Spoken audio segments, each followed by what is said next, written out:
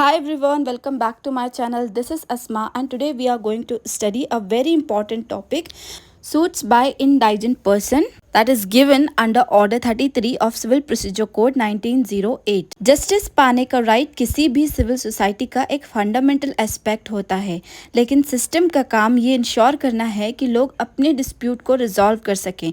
पर लिटिगेशन का कॉस्ट काफ़ी हाई हो सकता है उनके लिए जो लिटिगेशन फीस भी पे नहीं कर सकते, स्पेशली उन लोगों के लिए जो फाइनेंशियली वीक हैं। इस प्रॉब्लम को देखते हुए इंडियन लीगल सिस्टम में कुछ प्रोविजंस दिए गए हैं जो इंश्योर करते हैं कि पॉवर्टी की वजह से किसी को भी जस्टिस पाने से रोका ना जा सके।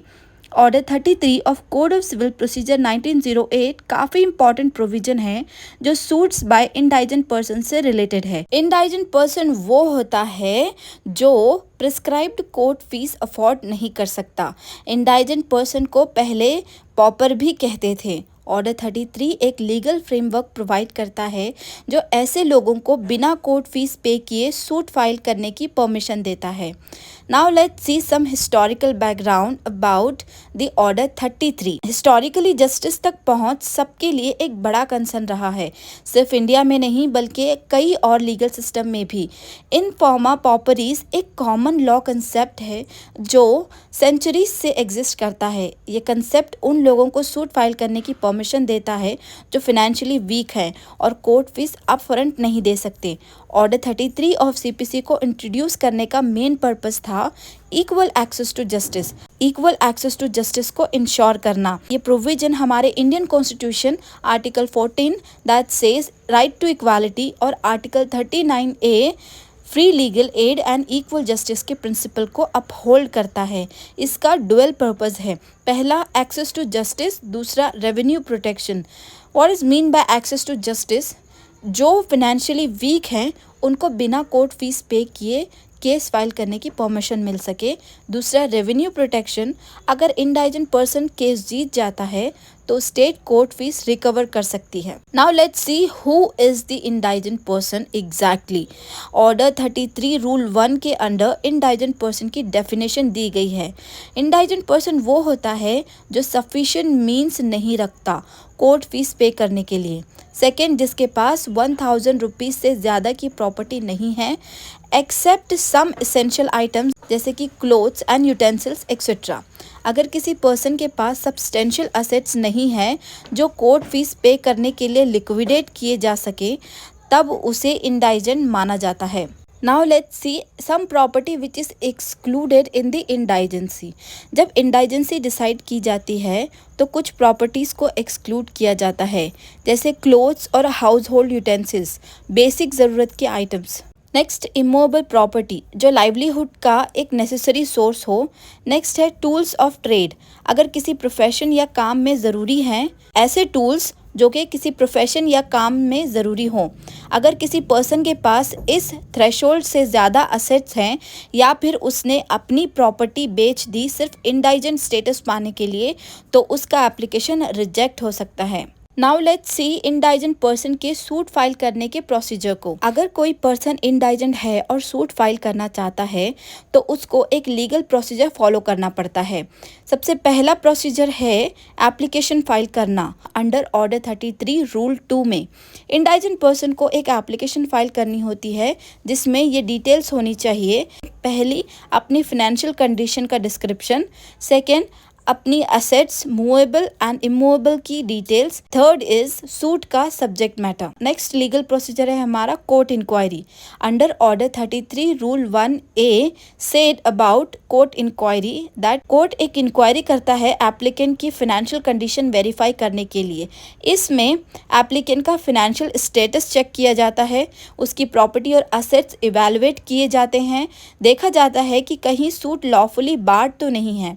अगर कोर्ट सेटिस्फाई हो जाता है कि एप्लीकेंट सच में इंडाइजेंट है तो केस प्रोसीड किया जाता है। थर्ड लीगल प्रोसीजर है notice to opposing party. Under order 33 rule 6 court opposite party that means defendant को नोटिस भेजता है। When defendant will appear then वो आर्ग्यू कर सकता है कि एप्लीकेंट इंडाइजेंट नहीं है इफ ही इज नॉट, और एविडेंस भी प्रोवाइड कर सकता है। देन हमारा फोर्थ लीगल प्रोसीजर है court decision under order 33 rule 7। After hearing both the parties, court ये डिसाइड करते हैं कि एप्लीकेंट इंडाइजेंट स्टेटस का हकदार है या नहीं।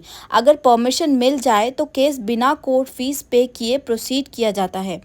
नेक्स्ट लीगल प्रोसीजर है हमारा एप्लीकेशन रिजेक्ट होने के रीजंस क्या क्या होते हैं। It's given under order 33 rule 5। अगर एप्लीकेशन रिजेक्ट होती है तो उसके मेन रीजंस ये हो सकते हैं, जैसे कि एप्लीकेशन का फॉर्मेट गलत हो, या फिर एप्लीकेंट इंडाइजेंट नहीं हो, या फिर एप्लीकेंट ने प्रॉपर्टी हाइड की हो या फ्रॉड्यूलेंटली डिस्पोज कर दी हो, या फिर सूट लॉफुली बार्ड हो, या कोई थर्ड पार्टी केस का इंटरेस्ट होल्ड करती हो। अगर एप्लीकेशन रिजेक्ट हो जाए तो एप्लीकेंट रेगुलर सूट फाइल कर सकता है, लेकिन उसे कोर्ट फीस पे करनी होगी। अब हम पढ़ेंगे कि राइट्स एंड लाइबिलिटीज़ क्या क्या है इंडाइजेंट पर्सन के। सबसे पहला राइट तो यही होगा कि court fees exemption, case file करने, प्लेंट सबमिट करने और लिटिगेशन एक्सपेंसेस के लिए कोर्ट फीस नहीं देनी होती। नेक्स्ट राइट है फ्री लीगल रिप्रेजेंटेशन। अगर एप्लीकेंट का लॉयर नहीं है तो कोर्ट एक लीगल एड लॉयर प्रोवाइड कर सकती है। नेक्स्ट है राइट टू अपील। अगर केस का डिसीजन एप्लीकेंट के अगेंस्ट जाता है तो वो बिना फीस पे किए ऑर्डर 44 ऑफ सीपीसी के अंडर अपील फाइल कर सकता है। देन लाइबिलिटीज़ क्या क्या है एक इंडाइजेंट पर्सन के। सबसे पहला है कोर्ट फीस पे करनी पड़ेगी अगर केस जीत जाए। अगर इंडाइजेंट पर्सन केस जीत जाता है तो जो कोर्ट फीस पहले एग्जेम्प्ट की गई थी वो अपोजिंग पार्टी से या फिर सूट की प्रॉपर्टी से रिकवर की जाएगी। सेकेंड है इंडाइजेंट स्टेटस विड्रॉ हो सकता है। अगर कोर्ट को ये लगे कि एप्लीकेंट की फाइनेंशियल कंडीशन इम्प्रूव हो गई है या उसने लीगल प्रोसेस का मिसयूज़ किया है तो इंडाइजेंट स्टेटस कैंसिल हो सकता है। थर्ड है केस हारने पर कोर्ट फीस भरनी पड़ेगी। अगर इंडाइजेंट पर्सन केस हार जाए तो उसको भी नॉर्मल लिटिगेंट की तरह कोर्ट फीस और लीगल कॉस्ट पे करनी पड़ सकती है। अब हम बात करते हैं appeals by indigent person under order 44 of CPC. अगर कोई इंडाइजेंट पर्सन अपील फाइल करना चाहता है तो उसके लिए भी कोर्ट फीस एग्जेम्पशन का सिमिलर प्रोसेस फॉलो होता है। कोर्ट एप्लीकेंट का फाइनेंशियल स्टेटस दोबारा चेक करती है। अगर सेटिस्फाई हो जाए तो अपील बिना फीस पे किए फाइल की जाती है। अगर रिजेक्ट हो जाए तो एप्लीकेंट को स्पेसिफाइड टाइम में कोर्ट फीस पे करनी होगी। Now let's see some important case laws.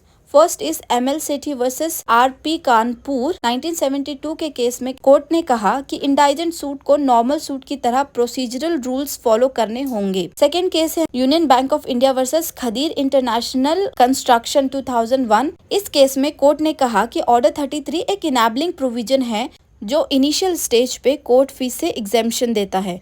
Next case है श्रीमती लक्ष्मी वर्सेस विजय बैंक। ये 2010 का केस है। इस केस में कहा गया था कि इंडाइजेंट स्टेटस एक पर्सनल राइट होता है जो डेथ के बाद ट्रांसफर नहीं किया जा सकता। Now let's see some challenges in implementation of order 33।